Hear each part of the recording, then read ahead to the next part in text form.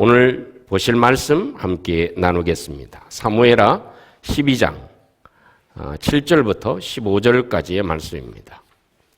오늘이 사무엘하 강의 61번째 시간을 맞이합니다.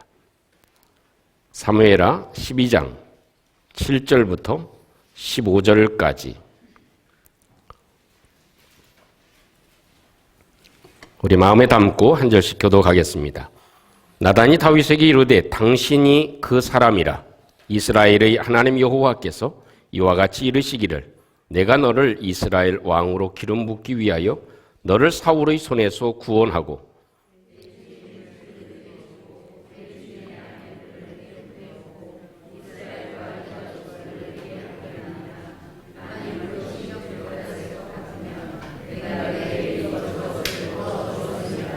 그러한데 어찌하여 내가 여호와의 말씀을 업신여기고 나 보기에 악을 행하였느냐. 내가 칼로 햇사람 우리야를 치되 암몬 자손의 칼로 죽이고 그의 아내를 빼앗아 내 아내로 삼았도다.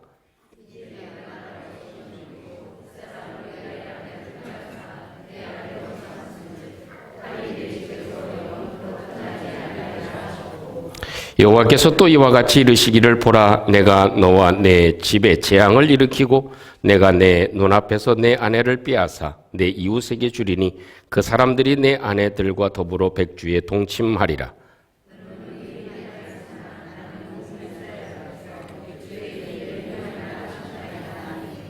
다윗이 나단에게 이르되 내가 여호와께 죄를 범하였노라 하매 나단이 다윗에게 말하되 여호와께서도 당신의 죄를 사하셨나니 당신이 죽지 아니하려니와.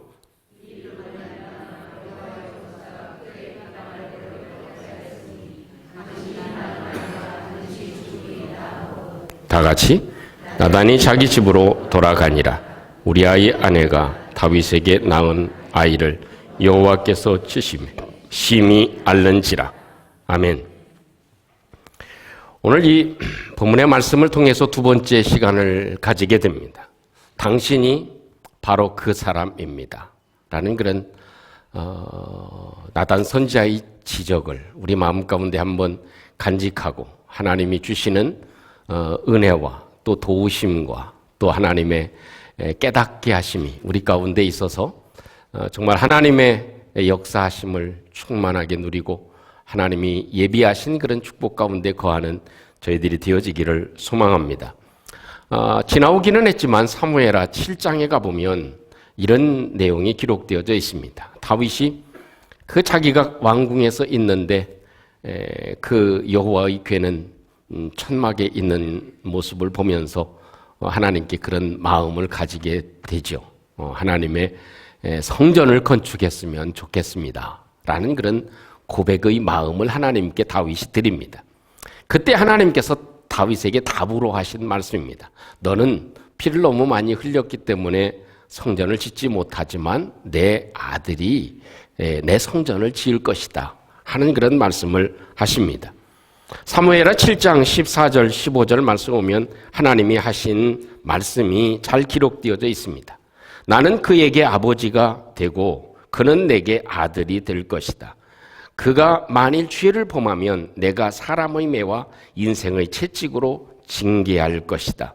내가 내 앞에서 물러나게 한 사울에게 내 은총을 빼앗은 것처럼 그에게서 빼앗지는 아니하리라. 내 집과 내 나라가 내 앞에서 영원히 보존되고 내 왕위가 영원히 견고하리라 하는 그런 말씀을 하셨습니다. 여기에 표현 가운데 사람의 막대기, 사람의 인생의 채찍 이런 얘기가 나옵니다.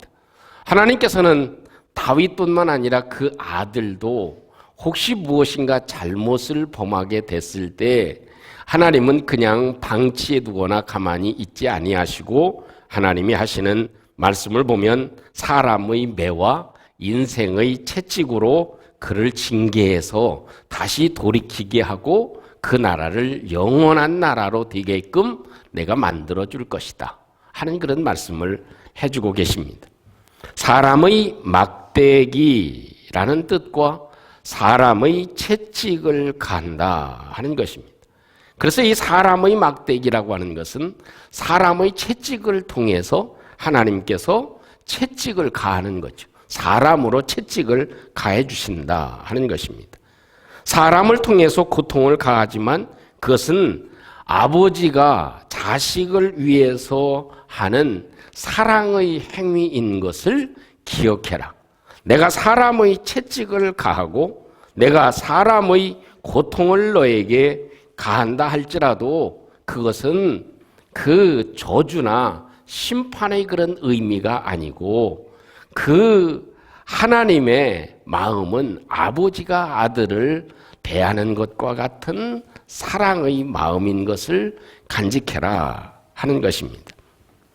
여러분, 우리는 참 하나님이 나를 사랑하면 항상 달콤함을 주시고 형통함을 주시고 또 잘 되는 것을 주시는 것이 하나님이 나를 사랑하는 것이라고 생각하고 오해할 때가 쉽습니다.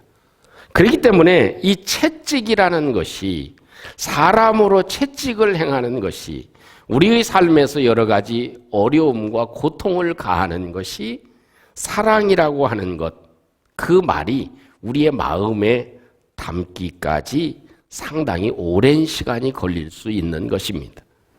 또 나에게 주어지는 지적이 그것이 하나님의 특별한 간섭이고 또 하나님의 은혜라는 사실을 깨닫는 것도 참 어려울 수 있다는 것입니다.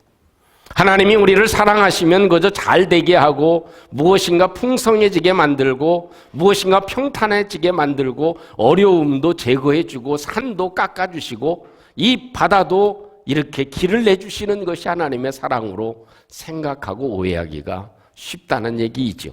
근데 하나님은 우리를 사랑하기 때문에 채찍도 가하시고 또 하나님은 지적을 해주시는 거죠.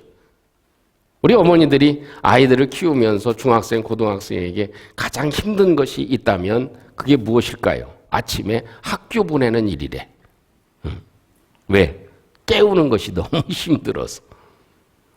내 자식이 아니면 그냥 학교를 가든지 말든지 내버려 둘 텐데 그래도 시간이 돼가지고 깨워. 예, 일어나라.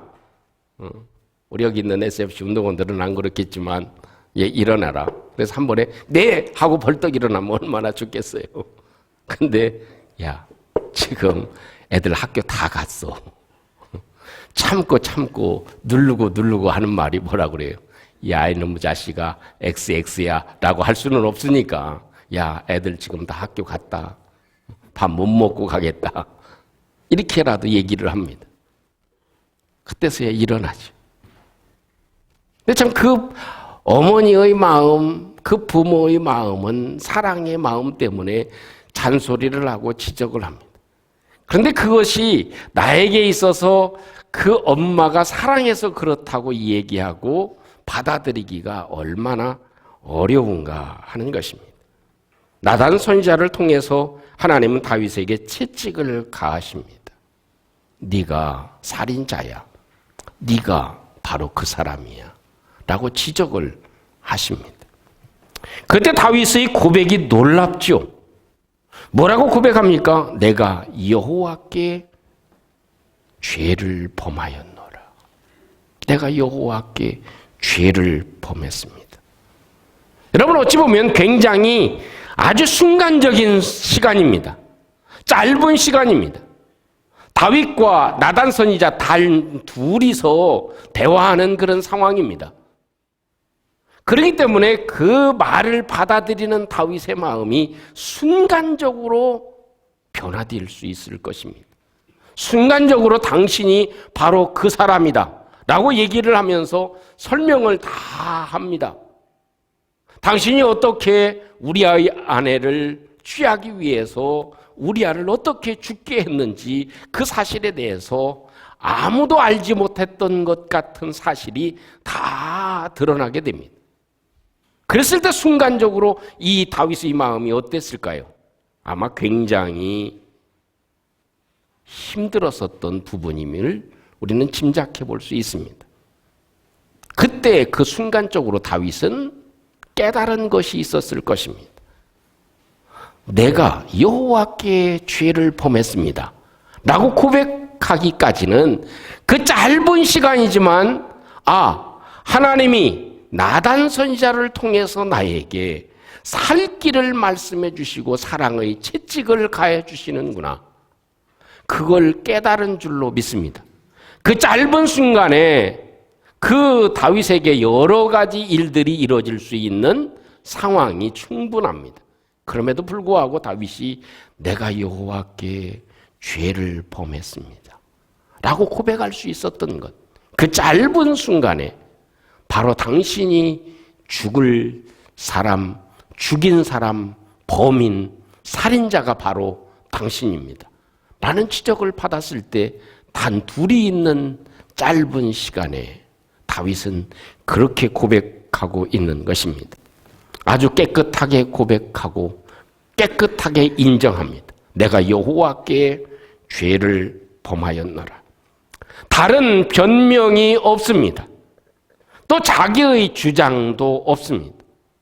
이렇게 깨끗하게 다윗이 하나님 앞에 자기의 마음을 고백하는 것, 그것이 우리가 가져야 될 마음이 되는 줄로 믿습니다.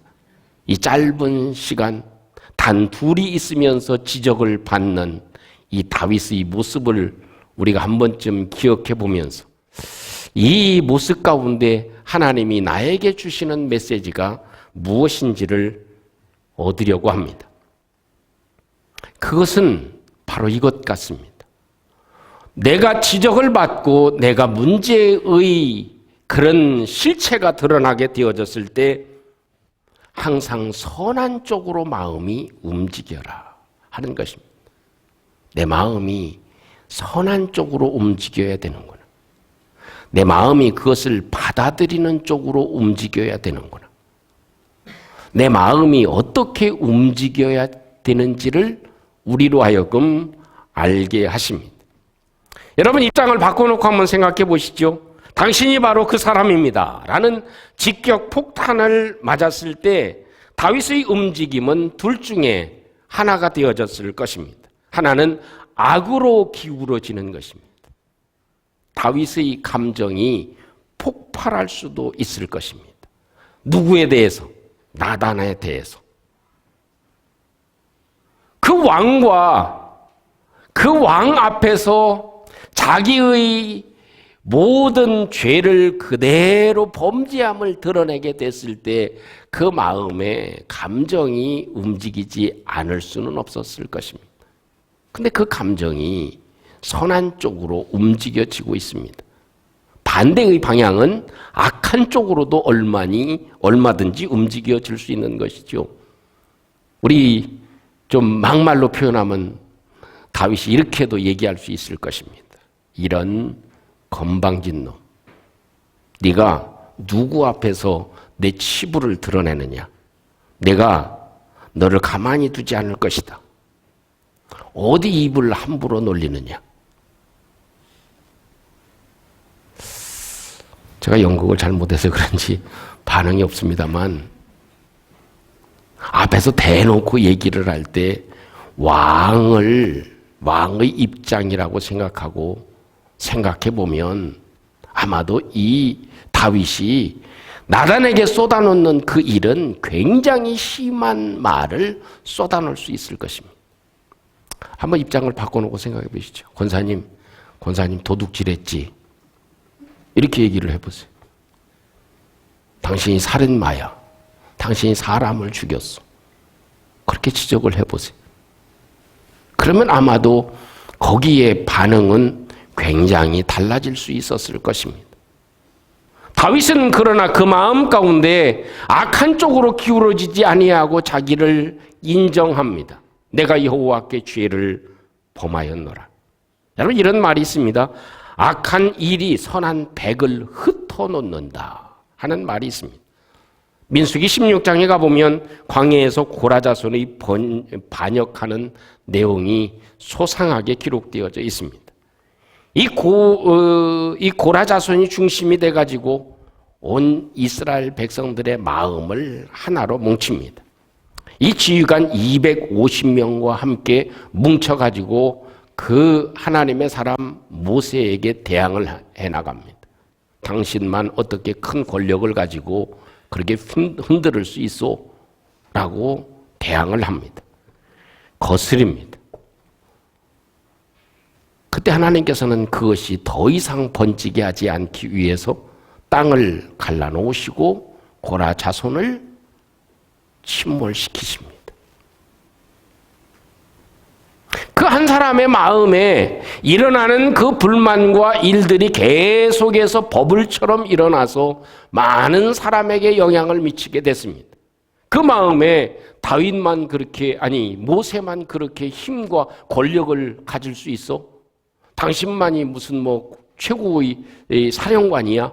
라고 얘기하며 그 불만이 서로에게 전염돼서 260명의 지휘관이 포섭되어지는 장면이 기록되어져 있습니다.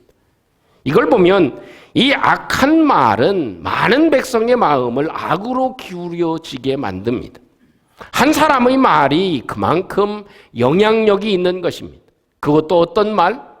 불신앙적인 말과 불만과 원망은 삽시간에 많은 국민들을, 많은 사람의 마음을 원망의 마음으로 바꾸어 놓고 말았습니다.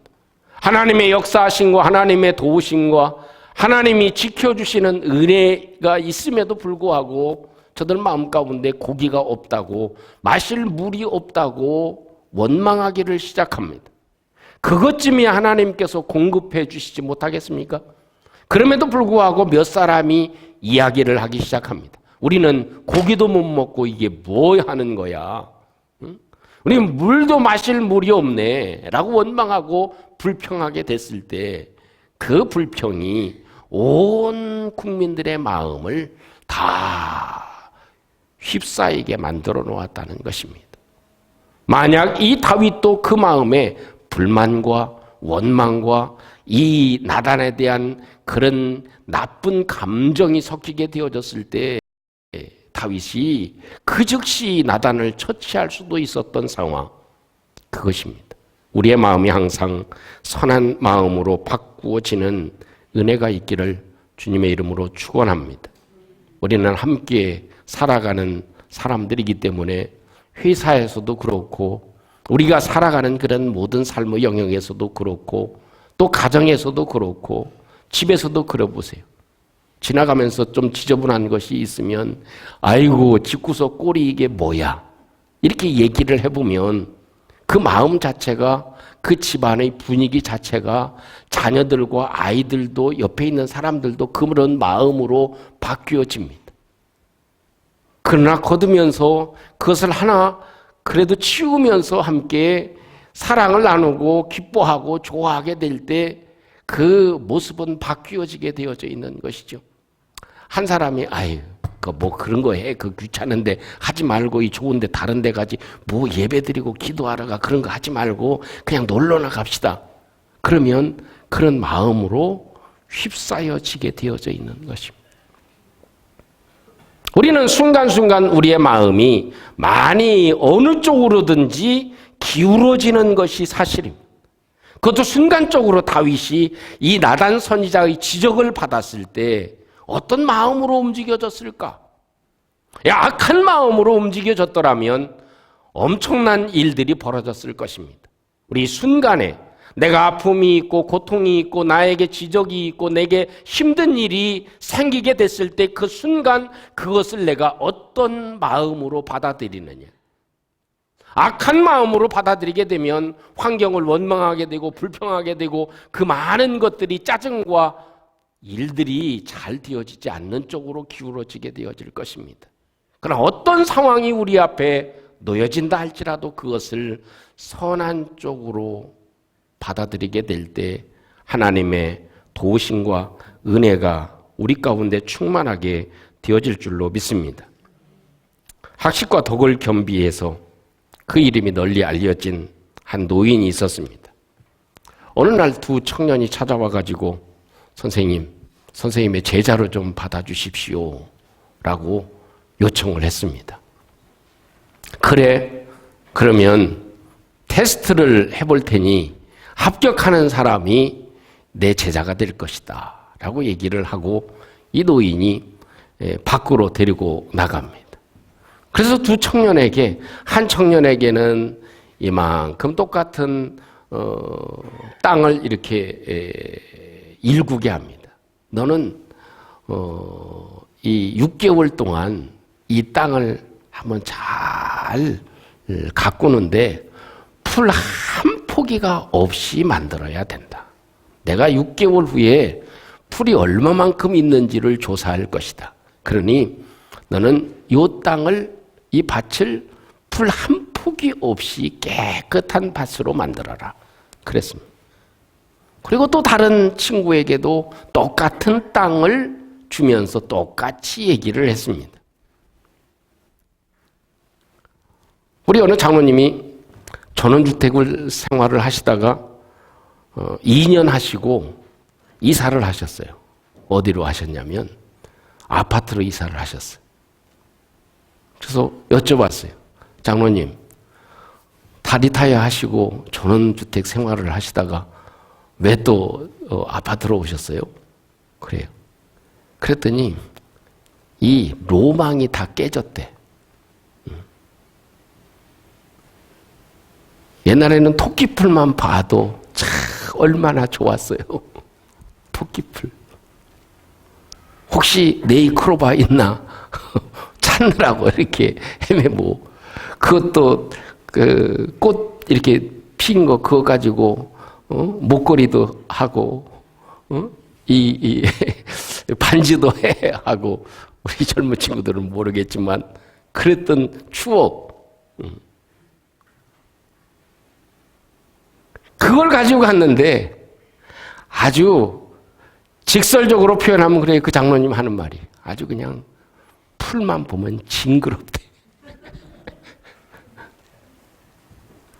뽑고 나서 돌았으면 또 뿔이 있고, 뽑고 나서 돌았으면 얼마나 그것도 토끼풀이 이게 강한지, 번식력이 강한지, 뿌리가 조금만 남아 있어도 다시 자라납니다. 그러니까 아주 그냥 깊이 뿌리를 뽑지 않으면 안 되는 거예요. 항상 풀이 나온다는 거예요. 그러면서 아주 자기의 로망이 다 깨져버렸대. 그래서 자기는 이제는 다시는 전원주택 생활을 못 하시겠대. 근데 그것도 좋아하면 다르겠지요. 근데 그분은 그렇게 생활하실 분이 아닌 것 같아. 그러니까 그 스승이 그렇게 얘기하는 거예요. 풀 한 포기 없이 깨끗하게 만들어라. 그래서 6개월 후에 가봤습니다.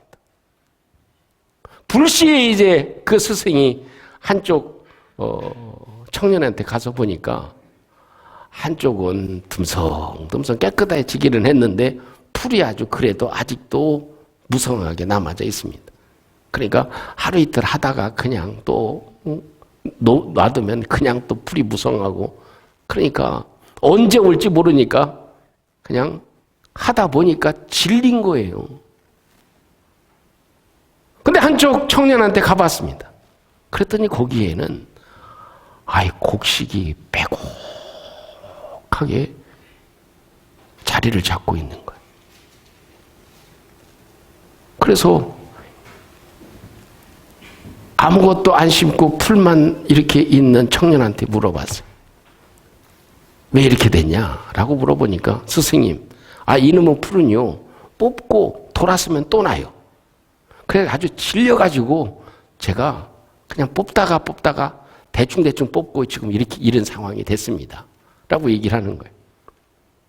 옆에 있는 젊은 친구한테 하는 말은, 그 친구가 하는 말은, 스승님, 제가 풀을 이렇게 뽑아보니까 여기에 좋은 열매를 맺는 콩이나 다른 것들을 심으면 풀이 날 수가 없었습니다. 그래서 그것만 뽑아주면 훨씬 더 쉬웠습니다. 그것이 비밀인 거죠. 우리 예수님도 우리의 마음을 가리켜서 밭이라고 표현해 주고 계십니다. 이 다윗도 똑같은 밭을 가지고 있고 우리도 똑같은 마음의 밭을 가지고 있습니다.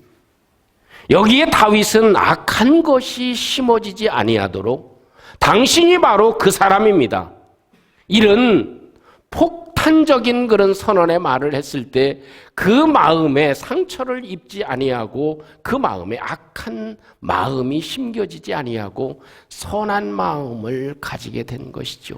하나님이 나에게 이런 잡초, 나에게 있는 악을 뿌리 뽑으라고 하나님께서 은혜를 베풀어 주신 것이구나 라고 고백하고 그 마음이 악한 감정이 아니라 선한 마음으로 받아들여서 내가 여호와께 죄를 범하였습니다 라고 되었을 때 하나님은 나단에게 즉시 얘기를 합니다.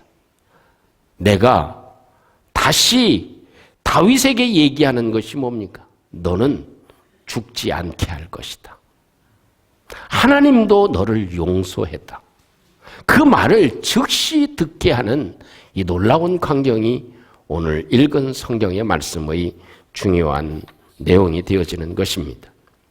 사랑하는 성도 여러분, 다윗은 나단의 직격적인 선고를 받고 고백하는 고백은 놀라운 고백이 아닐 수 없습니다. 우리는 순간순간 이런 일들을 참으로 많이 만나게 되어질 것입니다. 어떤 일을, 어떤 아픔을, 어떤 지적을, 또 어떤 상황을 우리가 맞이하게 됐을 때, 그것을 대하게 됐을 때 내 마음이 악한 쪽으로 기울어지지 아니하고 선한 쪽으로 움직여질 때 하나님은 우리의 죄도 용서해 주시고 우리의 삶의 평강과 은혜를 베풀어 주실 줄로 믿습니다.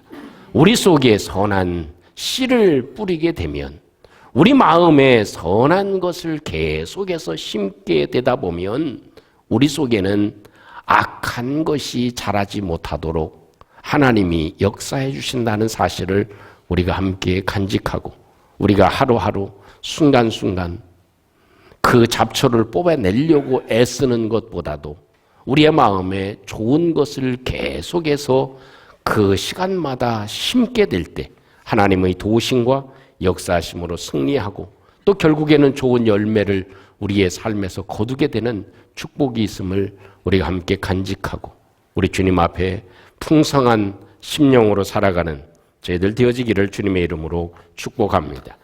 우리 함께 오늘 신 말씀을 함께 잠시 한번 묵상해 보며 우리 함께 기도하는 시간 되었으면 좋겠습니다. 이 다윗처럼 갑작스러운 선고를 받았을 때, 지적을 받았을 때, 또 갑작스러운 아픔과 갑작스러운 고통이 내게 찾아왔을 때, 또 갑작스러운 그런 일들이 우리에게 생기게 됐을 때 내 마음의 반응은 어떻게 움직이게 되는가 하는 것입니다. 다윗은 놀랍게도 내가 여호와께 죄를 범하였노라 하는 그런 고백을 하게 됩니다. 그렇게 할 수 있었던 그런 이유는 바로 이것이죠. 하나님이 사람을 통해서, 사람이 혹은 아픔을 통해서 하나님께서 나를 사랑하시는 것이구나 하는 것을 다윗이 깨달았기 때문일 것입니다. 우리의 마음이 선한 쪽으로 움직여지게 해 주시옵소서. 우리 같이 한번 기도하겠습니다.